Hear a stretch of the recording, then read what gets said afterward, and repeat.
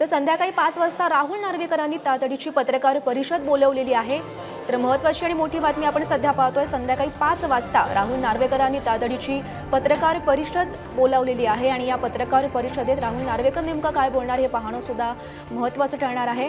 खरं तर त्याआधी 4 वाजता उद्धव ठाकरे यांची महापत्रकार परिषद आहे आणि त्या पत्रकार परिषदेत सुद्धा नेमकं काय घडणार हे पाहणं सुद्धा आता महत्त्वाचं ठरणार आहे। तर आताची महत्त्वाची बातमी आपण सध्या पाहतोय आणि या संदर्भात माहिती देत आहेत आमचे प्रतिनिधी अजय माने सध्या आपल्या सोबत आहे।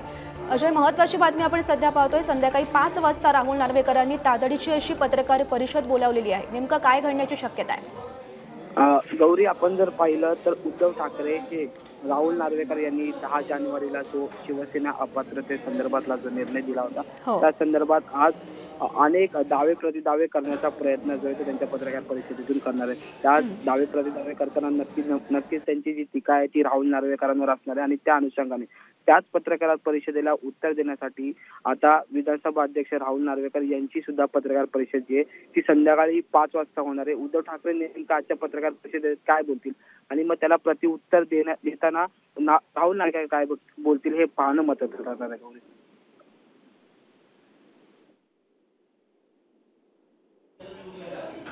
तर महत्त्वाची बातमी आपण सध्या पाहतोय। संध्याकाळी 5 वाजता राहुल नार्वेकर यांनी तातडीची अशी पत्रकार परिषद बोलावलेली आहे आणि या पत्रकार परिषदेत राहुल नार्वेकर नेमकं काय बोलतात हे पाहणं सुद्धा आता महत्त्वाचं ठरणार आहे।